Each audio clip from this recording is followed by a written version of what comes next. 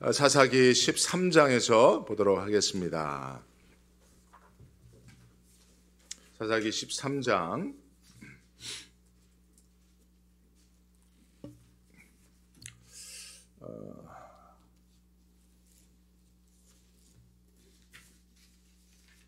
1절에서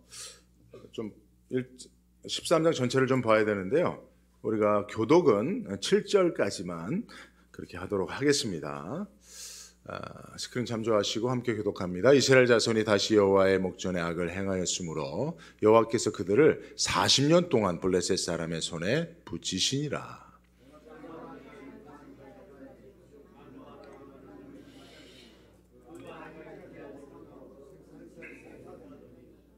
여호와의 사자가 그 여인에게 나타나시고 그에게 이르시되 보라, 내가 본래 잉태하지 못함으로 생산치 못하였으나 이제 잉태하여 아들을 낳으리니 무릇 부정한 것을 먹지 말지니라. 보라, 내가 잉태하여 아들을 낳으리니 그 머리에 삭도를 대지 말라. 이 아이는 태에서 나옴으로부터 하나님께 바치운 나실인이 됨이라. 그가 블레셋 사람의 손에서 이스라엘을 구원하기 시작하리라.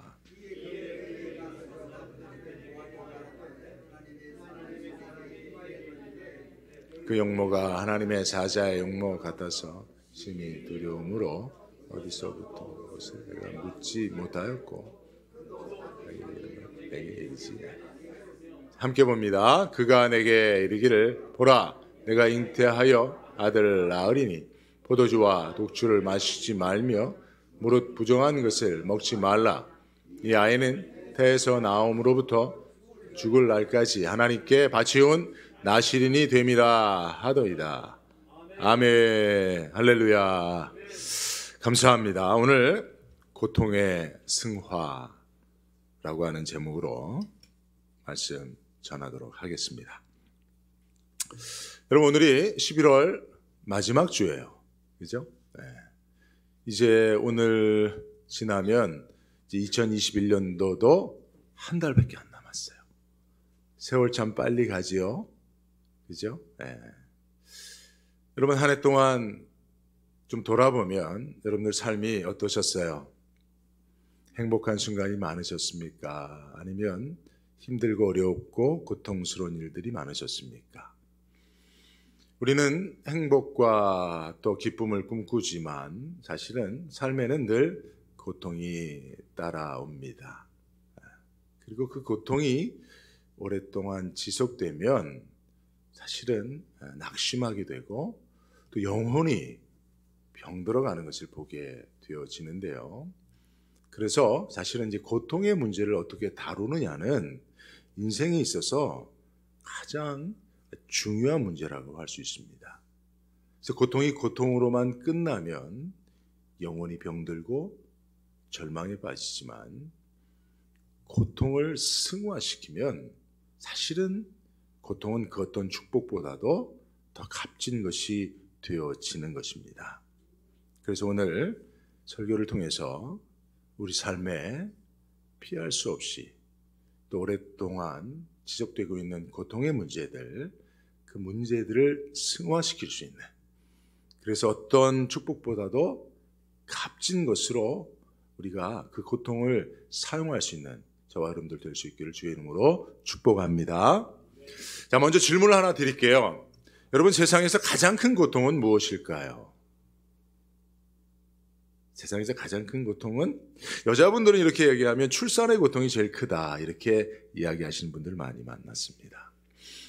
또 남자들은 할례를 받는 게 참 고통스럽다, 이런 이야기를 하는 것도 들었는데요.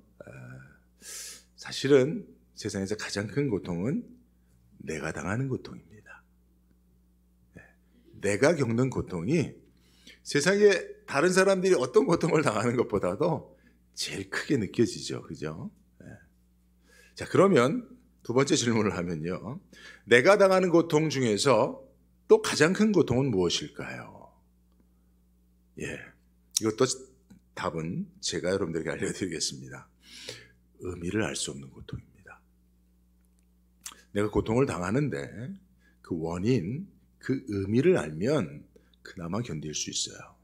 근데 내 삶에 찾아온 고통의 원인도 모르겠고 그 의미도 모를 때에 우리는 더 큰 고통을 느끼게 되어지는데요. 여러분, 우리가 기독교 사상가들 가운데 꼭 알아야 될 몇몇 사람들 중에 하나가 이제 비터 프랭클이라고 하는 사람인데요. 이분이 이제 유태인입니다. 유태인인데 이제 그 2차 대전에 독일에 의해서 강제 수용을 당하면서 가족들을 다 잃어버립니다. 그 안에서 엄청난 고통을 겪습니다. 그 자서전, 그 죽음의 수용소에서라고 하는 그 자서전 책을 보면 이건 견딜 수 없는 고통이죠. 가족을 다 잃어버린 그 안에서. 그리고 뭐 엄청난 그 핍박과 학대를 받으면서 큰 고통을 당합니다. 그런데 이분이 그 안에서 자신이 겪은 참혹한 고통 속에 치료의 비법을 깨달아요. 그래서 로고테라피라고 하는 것을 창안해서 나중에 이제 전쟁이 끝난 후에 아주 훌륭한 치료자가 됩니다. 정신 치료 의사가 되어져서 상당히 큰 업적을 남기는데요. 이분이 쓴 책의 내용에 보면 이런 고통의 그 방정식이 나와요. 고통을 어떻게 우리가 승화시킬 수 있을 것인가에 대한 방정식을 제시하는데 이게 D는 S-M이라고 하는 방정식이에요. 이 두 개의 방정식인데 첫 번째 방정식은 D는 S-M이다. D는 뭐예요? despair. 그죠? 절망이라는 것이죠. S는 뭐예요? 절망이라고 하는 것은 S는 suffering, 고통이고요. 고통에서 무엇이 빠진 거예요? 미닝이 빠진 거예요. 그러니까 여러분, 우리가 고통을 당할 때 그 고통을 통해서 절망에 빠지게 되는 사람들은 무엇 때문이라는 거예요? 그 고통의 고통의 의미가 더해지면 절망하지 않는다는 거예요. 고통 속에서 그 고통의 의미를 깨달으면 그 고통 때문에 절망할 일이 없다는 거예요. 그런데 절망이라는 것은 고통에서 의미를 잃어버린 거라는 거예요. 자, 그러면 또 다른 공식은 뭘까요?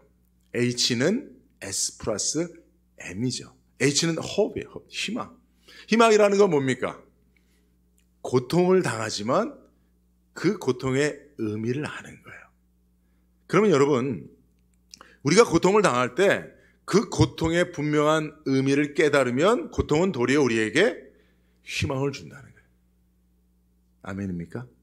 예, 오늘도 여러분, 우리 삶에 있는 고통, 그 고통에 어떤 의미가 있는지를 여러분 깨달으면 그 고통을 통해서 도리어 여러분 비저너리가 될 수 있는 줄로 믿습니다. 예. 그래서 여러분, 이 죽음의 수용소에서라고 하는 책의 원 제목은 Man's Search for Meaning이에요. 예. 그러니까 뭐 이걸 해석하면 인생의 의미 탐구 정도가 되겠죠. 그죠? 그래서 우리가 고통 속에서 그 고통의 의미를 탐구하면 그것은 결국은 우리 인생의 고통도 희망이 될 수 있다는 얘기인데요. 자, 그러면 우리가 어떻게 우리 삶에 있는 고통 속에 있는 의미를 발견할 수 있을까요? 그게 숙제죠, 이제. 네. 여러분, 우리가 하나님을 믿는 사람들이죠. 여러분, 예수 그리스도의 하나님을 믿으십니까? 하나님께서 예수 그리스도를 통해서 저와 여러분들을 죄와 사망에서 구원하신 줄로 믿습니까? 우리 삶에는 하나님의 섭리가 있음을 믿습니까? 하나님께서 창세전에 저와 여러분들을 예정하셔서 이 땅에 보내시고 우리의 삶을 살게 하실 때 하나님께서 우리의 삶에 대한 계획을 가지고 계심을 믿습니까? 예. 그러니까 여러분, 우리의 삶에는 다 하나님의 뜻이 있어요. 하나님의 섭리가 있습니다. 특별히 하나님이 사랑하시는 자가 당하는 고통에 하나님의 뜻이 없을 수가 없는 거예요. 그래서 여러분, 우리가 우리 삶에 있는 고통의 의미를 찾아갈 때 우리는 그 고통과 하나님을 연관시킬 수 있어야 됩니다. 고통 속에 있는 하나님의 뜻, 그것이 무엇인가? 특별히 내가 당하는 고통, 이 고통을 통하여 우리가 생각해 볼 수 있는 하나님의 마음, 혹 하나님의 마음 속에 어떠한 아픔과 슬픔과 고통이 있는가? 라고 하는 것을 생각해 내므로 우리 고통의 의미를 찾아가 볼 수 있다는 것입니다. 여러분, 성경은 전적으로 하나님의 이야기인 줄로 믿습니다. 여러분, 성경을 통해서 우리 자신을 발견할 수 있습니다. 우리 삶의 유사한 사건들을 발견할 수 있습니다. 그러나 우리는 성경을 통해서 최우선적으로 하나님이 어떤 분인지, 하나님의 생각이, 하나님의 마음이, 혹 하나님에게 어떠한 고통이 있는지를 생각해 볼 수 있어야 되는 거예요. 이게 성경을 해석하는 첫 번째 기본입니다. 우리가 그래서 성경을 통해서 내가 은혜 받고 내 문제 해결책을 발견하고, 그건 두 번째예요. 성경은 하나님의 이야기고, 성경을 통해서 하나님은 하나님 자신의 이야기를 하고 있다는 거예요. 그러니까 여러분, 오늘 본문으로 들어갑니다. 이제 본격적으로 우리 본문으로 들어갑니다. 우리 본문에 한번 빠져봅시다. 자, 오늘 본문을 보면요, 고통당하는 한 사람이 등장을 합니다. 그 사람의 고통은 무엇입니까? 13장 2절을 보니까 소라 땅에 단지파의 가족 중 마노아라 이름하는 자가 있더라. 그 아내가 잉태치 못함으로 생산치 못하더니. 무슨 고통입니까? 불임의 고통이에요. 저희 오늘 예배 드리신 분들 가운데서도 결혼하시고 오랜 시간을 이렇게 자녀가 출생하지 않아서 고통하신 분도 제가 있는 줄로 압니다. 불임의 고통이라는 것은 지금도 상당한 큰 고통이 아닐 수 없지만 당시 사회는 더 그래요. 복잡하지 않은 사회입니다. 어떻게 보면 한 사람의 존재는 그 가문의 대를 잇는 것이 전부일 수 있는, 특별히 여자들에게 있어서. 우리나라도 그랬잖아요. 그죠? 자녀를 낳지 못하면 소박 맞는 거예요. 그죠? 그 아무리 훌륭한 여인이라 할지라도 자녀를 얻지 못하는. 근데 그게 사실은 그 여인의 책임만은 아닙니다만은, 어쨌든 그 시대는 그랬어요. 여러분, 성경의 시대도 그랬습니다. 자녀를 출생하지 못하는 것은, 그건 또한 하나님의 저주라고도까지 여겨졌던 시대니까요. 그죠? 그래서 지금 마노아라고 하는 이름하는 한 가정에, 그 가문의 대가 지금 끊기는 그런 불임의 고통이 있었습니다. 근데 이제 고통하는 이 여인에게 하나님의 사자가 찾아와 잉태할 것을 말씀하십니다. 수태고지를 하는 것이죠. 자, 그런데 오늘 본문을 여러분들이 나중에 이제 오늘 설교 후에라도 꼭 꼼꼼히 읽어보세요. 제 설교의 내용들을 다시 여러분들이 리마인드 하실 수 있을 것인데, 근데 여러분, 보통 성경에 보면 일반적으로 잉태하지 못하는 불임의 고통 가운데 있는 자를 하나님이 찾아가셔서 수태고지를 하기 전에는 반드시 그 잉태하지 못하는 불임의 고통 중에 있는 자가 하나님 앞에 부르짖어 기도하거든요. 기도합니다. 여러분, 창세기에 보면 이삭도 40에 결혼했는데 첫 아이를 몇에 낳는 줄 아세요? 첫 아이가 쌍태잖아요. 쌍둥이인데 에서와 야곱을 리브가가 몇 살에 낳았어요? 60에 낳았어요. 그 20년 동안 자녀가 없었어요. 그래서 이삭이 하나님 앞에 간절히 기도할 때 하나님께서 이삭에게 찾아오셔서 자녀를 주실 것이라는 수태고지를 하십니다. 그죠?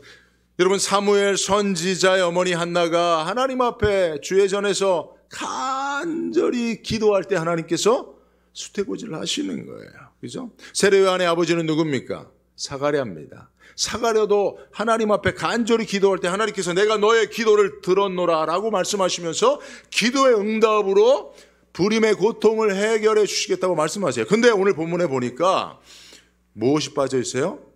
부르짖음이 빠져 있어요.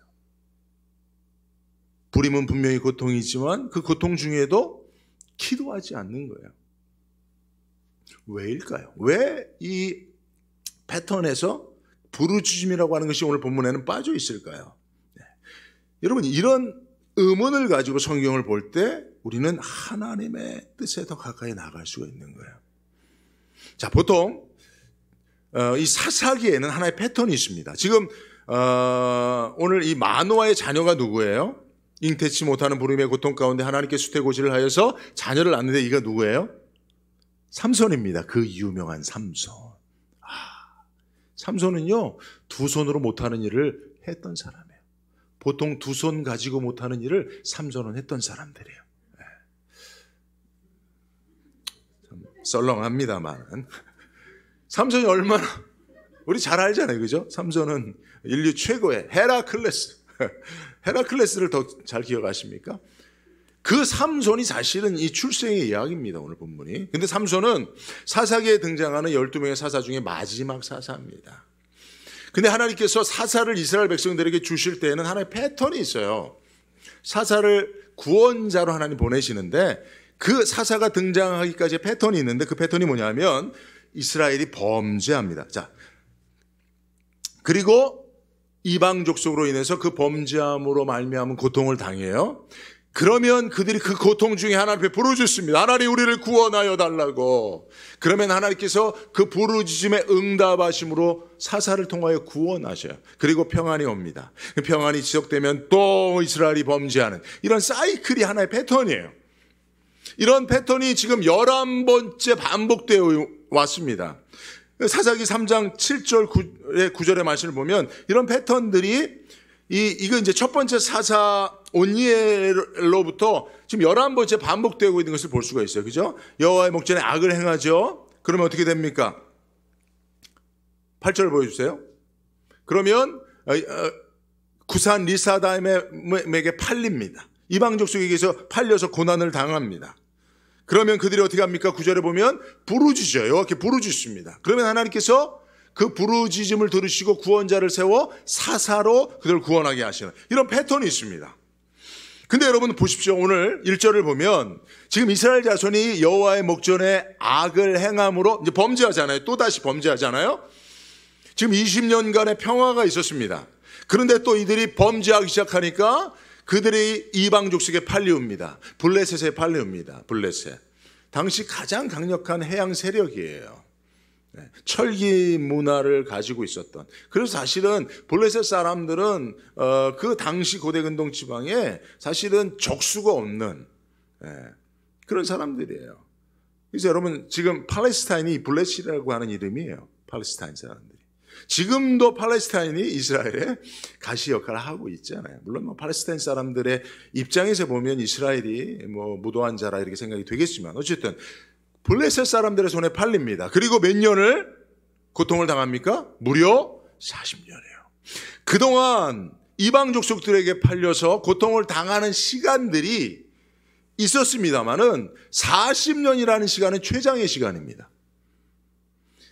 가장 강력한 원수에게 팔려 가장 오랜 동안 고통을 당하고 있는 상황이에요. 근데 이러면 어떻게 돼야 돼요? 벌써 하나님 앞에 고통 속에 부르짖음이 있어야 되는 거예요.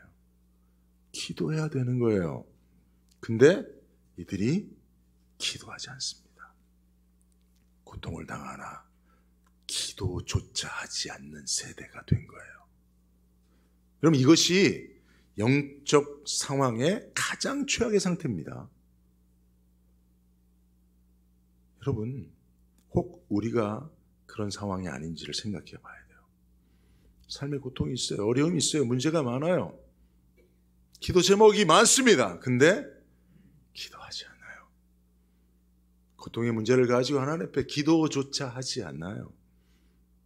혹시 우리들의 모습은 아닐까요? 근데 이것이 사사시대의 최악의 영적 상태. 사사시대는 영적 암흑기입니다. 점점 더 타락해 가는 세대입니다. 여러분 이 사사기 후반부를 보세요. 말할 수 없는 일들이 벌어집니다. 말할 수 없는 일들이 벌어집니다. 성경에 이런 사건이 기록될 수 있을까 의아할 정도의 사건들이 사사기 후반에 벌어집니다. 그토록 타락일로로 간 그 마지막 그 영적 상황을 보여주는 게 뭡니까? 고통 중에도 기도하지 않는 거예요. 자, 그러면 이러한 하나님의 백성들, 하나님의 자녀들, 고통 중에도 하나님의 이름을 부르며 하나님 아버지에게 나와 기도하지 않는 당신의 자녀를 보는 하나님의 마음 어떻겠습니까? 오늘 성경에서는 우리는 그걸 보아야 되는 거예요. 하나님은 이 삼손의 출생의 사건을 통해서 불임의 고통을 당하는 한 여인, 한 가정, 그 고통을 통해서 하나님은 당신의 고통을 말하고 계시는 거예요. 지금 하나님이, 불임이 뭐예요? 자녀가 없는 고통 아닙니까? 지금 하나님의 고통이 뭐예요? 하나님을 아버지라 부르며 기도하는 자녀가 없는 거예요. 아무도 하나님을 아버지라고 부르지 않아요. 아버지라고 인정하지 않아요. 만약에 아버지라고 인정한다면 어찌 고통 중에 아버지에게 도움을 청하는 기도를 하지 않을 수 있겠습니까? 이스라엘 백성들이 하나님 아버지로 인정하지 않는 그 영적 타락의 최악의 상황에까지 가게 된 거예요. 그러니 사실은 만호함한 불임으로 고통하는 게 아니에요. 하나님 아버지가 자녀가 없는 거예요. 하나님을 믿고 그 하나님의 역사를 경험한 그 세대의 다음 넥스트 제네레이션이 하나님을 여전히 아버지라 부르며 고통 중에 기도하여야 하는데, 그 넥스트 제네레이션이 다 소멸되고 하나님을 알지 못하는 another generation이 등장을 하는 거예요. 그래서 하나님이 누군지 몰라요. 하나님이 우리를 위하여 행하신 일이 무엇인지도 알지 못해요. 하나님이 홍해를 가르시고 광야를 통과하사 요단강을 건너게 하사 가나안 전쟁에서 친히 싸워 이스라엘로 이 가나안 땅을 기업으로 주셨다는 이 사실을 까맣게 잊어버린 다른 세대가 고통을 당하여도 하나님 앞에 기도하지 않는 거예요. 그러니까 하나님은 지금 이 삼손이 출생할 즈음에 자녀가 없는 불임의 고통 가운데 실험하고 계셨던 거예요. 누가 알아줍니까, 이것을? 누가 하나님의 이 고통을 알아줍니까? 누가 이 하나님의 고통을 알아 하나님 앞에 기도합니까? 그러니까 하나님께서 당신과 같은 고통을 당하고 있는 한 불임의 가정을 찾아가시는 거예요. 그래서 그에게 말씀하시는데, 내가 자녀를 주면 그 자녀를 나에게 줄 수 있겠냐라고 말씀하시는 거예요. 무슨 말씀입니까? 하나님이 자녀가 필요한 거예요. 하나님의 아들이 필요한 거예요. 그래서 내가 내게 자녀를 주면 너도 불임의 고통 때문에, 자녀가 없는 고통 때문에 신음하고 있지 않니? 나도 그렇다. 그런데 내가 너에게 자녀를 주면 그 자녀를 나에게 줄 수 있겠니? 라고 물으시는 거예요. 그래서 7절에 보니까 이 아이는 태에서 나옴으로부터 죽을 날까지 하나님께 바치운 나실인이 됩니다. 야, 나실인이라는 게 뭐예요? 이게 바치운 자예요. 하나님 앞에 드려진 자입니다. 하나님 말씀하시는 거예요. 내가 자녀를 주면 그 자녀 나에게 줄 수 있니? 만약에 왜요? 라고 물어봤다면 하나님 뭐라고 대답하겠어요? 야, 나도 너처럼 자녀가 없어서 힘들다. 나를 아버지라고 부르는 이가 없구나.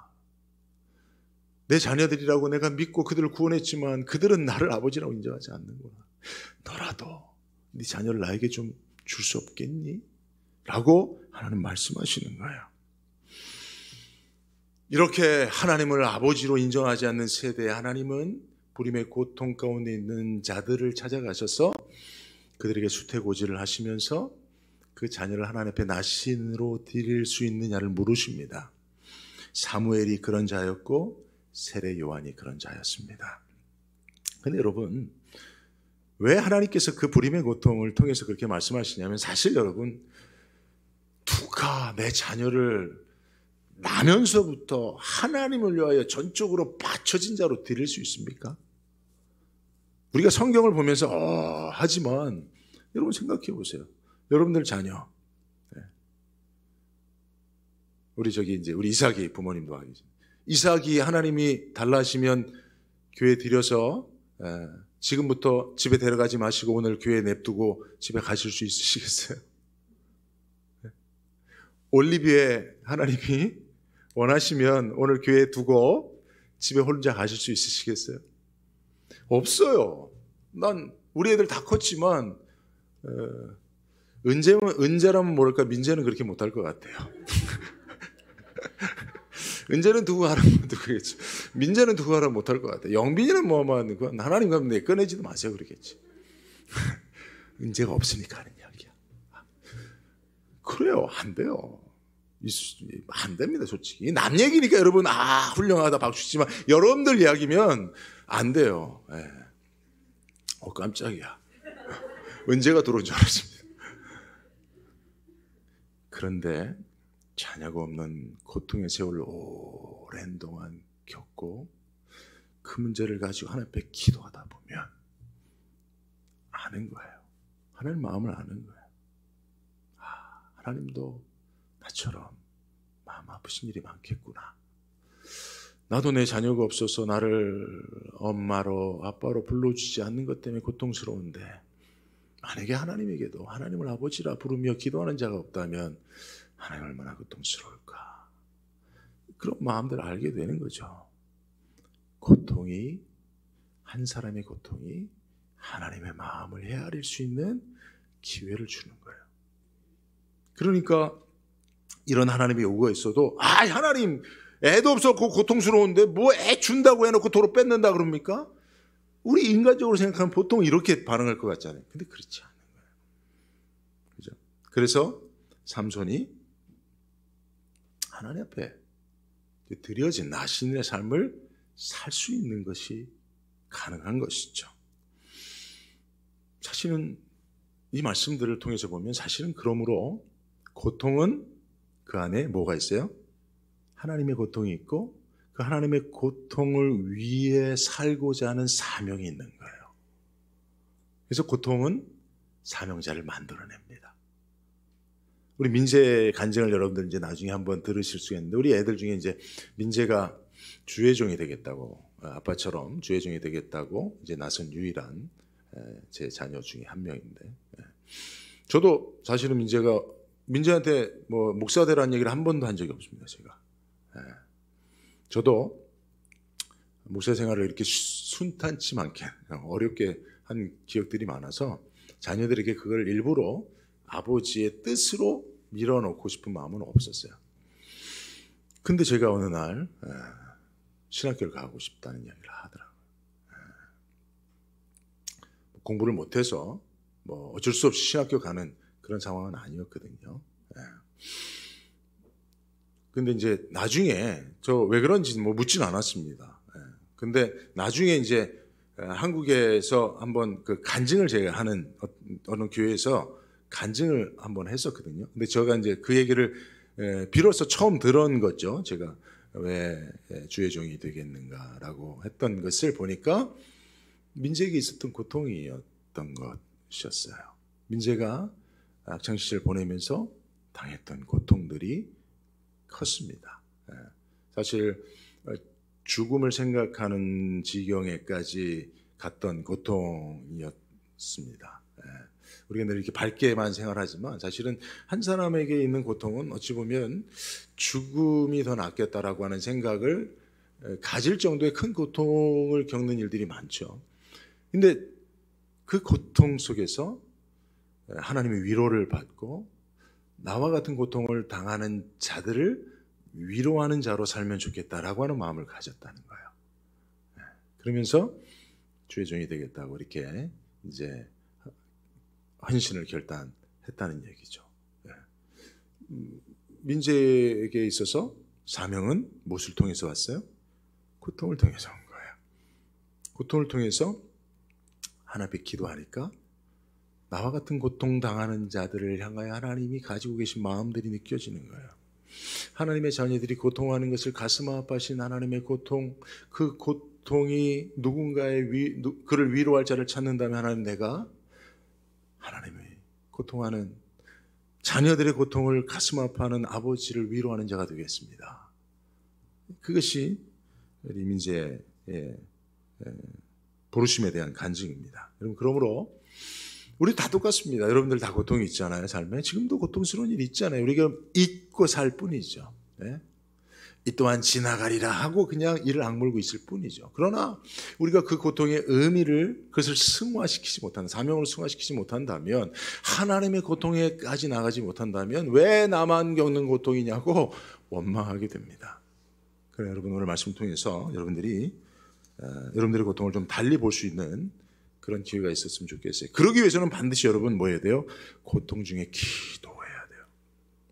지난 수요일 날 추수감사절 전날이라 뭐 이렇게 많은 분들이 나오진 않았지만 설교를 마치고 또 그럴 때 설교가 잘 돼요, 여러분. 난 참 너무나 안타까워. 막 성도들이 보통 이게 잘 안 나올 때 그때 막 설교, 여러분 꼭 수요일 설교 들어보십시오. 아마 제가 설교 히트 쳤거든요. 제 생각입니다. 설교가 끝나고 기도하는데 한 분이 통곡하며 눈물로 기도하더라고요. 저도 마음이 아프더라. 그러나 감사했어요. 왜요? 그가 고통 때문에 통곡한 걸 저는 알죠. 그러나 고통 때문에 통곡하며 기도하면 고통이 승화가 되기 시작하는 거예요. 그 어떤 축복보다 더 값진 것을 선물로 준다는 걸 제가 알기 때문에. 그래서 슬프지만 웃을 수 있는 거예요. 우프죠? 우픈 다음 이거 표현하나요? 그죠? 여러분, 오늘 본문에 또 하나의 특이한 점이 있는데 마노아라고 하는 이름이 등장해요. 이게 삼손의 아버지예요. 근데 이 어머니는 이름도 등장하지 않습니다. 그럼 뭐 이름이 왜 없었겠어요? 이름이 있었겠죠. 근데 이름을 등장시키지 않아요. 유일하게 하나님께서 이걸 빼버립니다. 사실 여자 사사 이름도 등장시키는 하나님인데, 근데 오늘 본문에 보면 이름이 등장하는 마노아는 영적으로 형편없는 아버지의 모습이에요.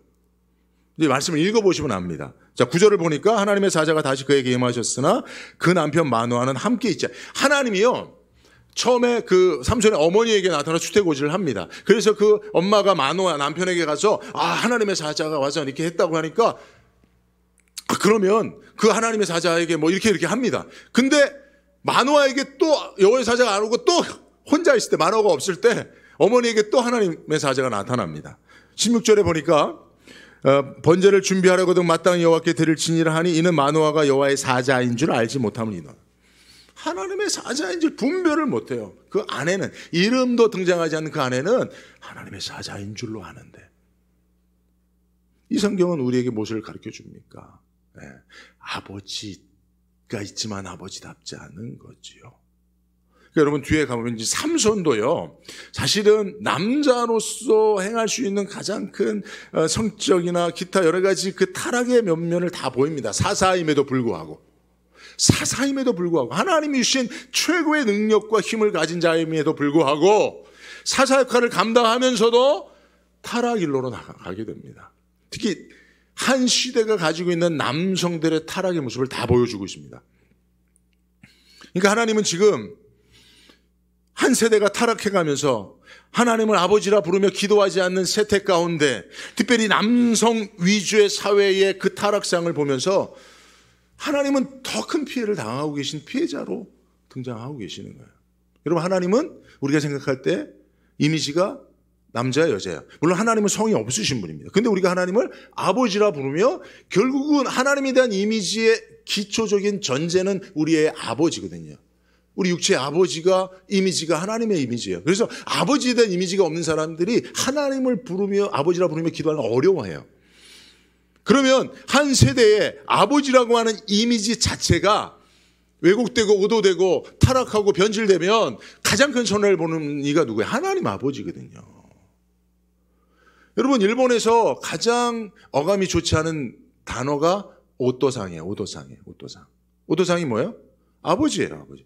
오토상이라는 이미지는, 여기 일본 분들 안 계시죠? 또 제가 조심스러워서, 제가 이제 다 알지 못하니까, 일본을 다 알지 못하니까 이런 이야기는 제 개인적인 생각입니다. 제가 일본을 가기는 한 10번 정도 갔어요. 그래서 선교도 오래 했기 때문에 조금 알지만 다 알지 못하죠. 그러나 어쨌든 일본 사람들에게서 오도상은 아주 가부장적인, 이기적인, 또 폭력적인 그런 이미지예요. 일본에 사실은 전도가 안 되죠. 일본은 예수 믿는 사람이 1%도 안 되니까. 그런 것들이 연관성이 있다고 저는 생각을 하고 오랫동안 기도해 왔는데, 어쨌든 여러분, 이 시대에 이 삼손, 위대한 사사의 아버지 마노아는 크게 주목받을 만한 믿음이 없어요. 그 아내에 비해서 형편없는 그런 모습을 보여주고 있습니다. 이것 또한 하나님 아버지의 고통이에요. 그래서 하나님께서 오늘 삼손을 보내주시면서 그에게 기대하셨을 거예요. 한 남자. 그래서 강한 남성상으로 삼손을 보내셨잖아요. 근데 삼손이 그 아버지 하나님의 마음을 읽어내지 못하지요. 어쨌든 그런 이 아버지 하나님의 고통이 이 본문 말씀 속에 등장을 하고 있다는 것입니다. 자, 말씀을 여러분 잘 전했고, 이걸 이제 우리에게 어떻게 적용해 갈 것이냐라고 하는 것을 우리는 이제 말씀을 들으면서도 여러분들 아마 생각해 보셨을 줄로 압니다. 그래서 여러분, 한 사람에게 있는 그 고통은 그 개인의 고통으로만 끝나지 않고요, 그 고통 속에서 하나님의 마음을 헤아리고 기도함으로 하나님이 그 고통 속에 담아두신 사명을 발견하면 그는 그 고통의 승화를 이루어서 사명자로 세워줄 수 있다는 것인데요. 요새 여러분 코로나가 다시 그 변이가 출몰해서 모두가 긴장하고 있습니다. 알파, 델타까지 여러분 왔잖아요. 근데 이게 이제 또 다른 코로나 변이가 있어서 놀라운 것은 이 기존의 백신을 무력화시킬 수 있는 가능성이 있다라고 이야기를 합니다. 11월 7일 날 그 남아프리카 보츠와나에서 처음 발생한 이후에 한 달이 안 지났잖아요. 전 세계로 확산이 되어버렸어요. 놀라운 거 아닙니까? 그리고 남아프리카 공화국은 감염자의 90%가 이 변이 바이러스에 감염된 자랍니다. 여러분 코로나 이 고통 언제 끝날 것 같아요? 제가 좀 예언의 능력이 있으면 여러분 앞으로 2달 반만 있으면 코로나 고통이 끝납니다. 딱 한마디 얘기하고 이걸 인터넷에 딱 예언하고 딱 그때가 되면 여기 막 구름대처럼 벌떼처럼 사람들이 몰려올 텐데, 그죠? 근데 이거 장담이 안 돼요. 장담할 수가 없어요. 그냥 바람은 있지만 기대는 있지만 정확하게 어떻게 할 수가 없어요.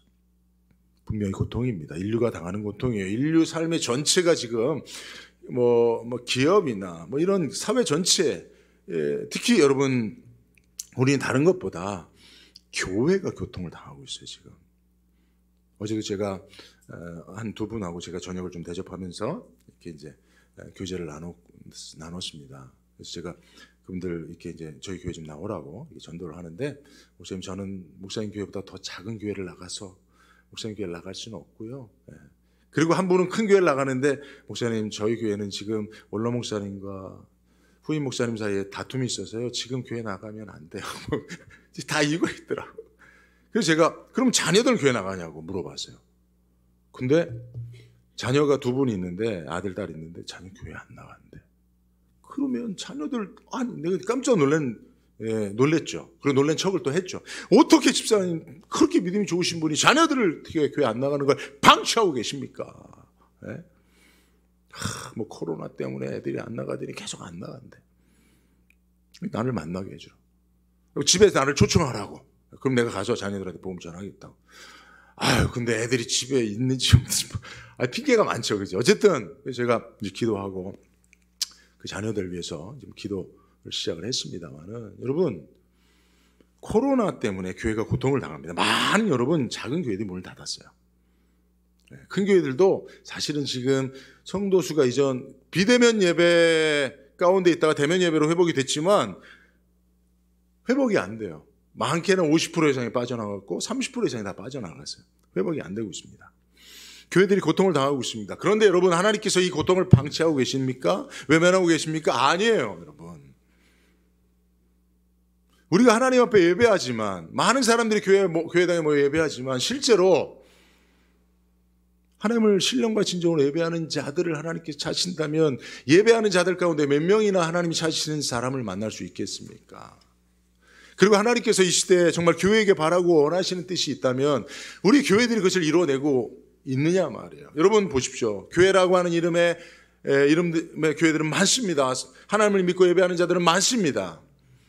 근데 정말 하나님이 성경 속에서 이 땅에 세우기를 원하시고 있는 교회와 성도들이 정말 이 시대에 있느냐 말이에요. 여러분 초대교회 때 예루살렘 교회는 핍박이 왔습니다. 코로나보다 더 강력한 핍박일 수 있는 그 핍박이 와서 어떻게 됐습니까? 대면 예배를 못 드렸어요. 비대면 예배로 다 흩어져 버렸어요. 근데 어떤 일이 일어났습니까? 모이지 못한 성도들이 흩어진 교회가 돼서 자기들이 흩어진 그곳에서 복음 전도자가 돼서 전도를 하고 그곳에서 예배 초소를 만들고 그곳에 또 다른 교회를 만들어 버린 거예요.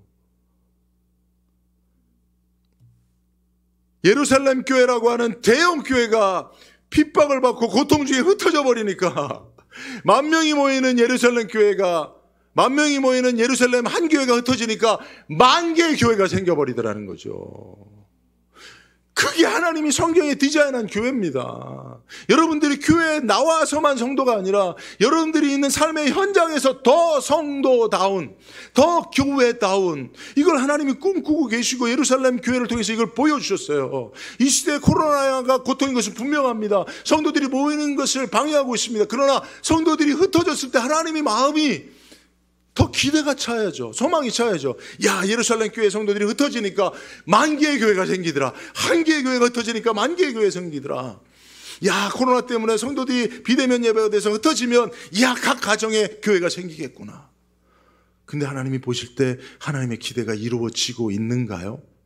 라고 하는 것을 생각해 볼 때 우리는 코로나를 통해서 무엇을 위해 기도해야 할지를, 코로나의 고통이 나에게 주는 그 고통만으로 끝나지 않고 이 코로나가 지나가며 하나님의 기대가 이루어지고 우리가 정말 어디에서든지 내가 홀로 서 있는 그곳에서라도 하나님을 신령과 진정으로 예배하여 내가 있는 그곳이 예배 처소가 되고 예배당이 되고 성전이 되고 교회가 이루어지는 그 하나님의 기대가 코로나 상황 가운데 이루어질 수 있다면 그때 코로나는 끝나지 않을까 싶어요. 이것을 통해서 하나님께서 우리에게 고통을 허락하신 것이 아닌가. 그렇다면 우리는 우리가 당하는 이 고통 속에서 무엇을 위해서 기도할지를 다시 한번 생각해 볼 수 있을 줄로 믿습니다. 여러분의 개인의 고통, 가정의 고통, 또 교회가 당하는, 이 시대가 당하는 고통 속에 있는 하나님의 마음들을 헤아려서 하나님을 도리어 기쁘시게 하는 고통의 승화를 통하여 하나님께 영광 돌리는 저와 여러분들 될 수 있길 주의 이름으로 축복합니다. 거룩하신 하나님 감사합니다. 오늘 말씀을 통해서 우리 삶의 여전한 고통들 속에 하나님의 마음, 하나님의 뜻, 나를 향한 하나님의 축복이 있음을 다시 한번 깨달을 수 있게 하시니 감사합니다. 고통 속에 부르짖어 기도하는 성도들이 되게 하여 주옵소서. 그래야 하나님의 마음 깊은 곳까지 나가 고통을 통하여 우리를 사용하시는 하나님 앞에 사명자로 거듭나는 우리 교회와 성도들이 되게 하여 주옵소서. 가정이 되게 하여 주옵소서. 우리 자녀들이 되게 하여 주옵소서. 예수님의 이름으로 기도드리옵나이다. 아멘.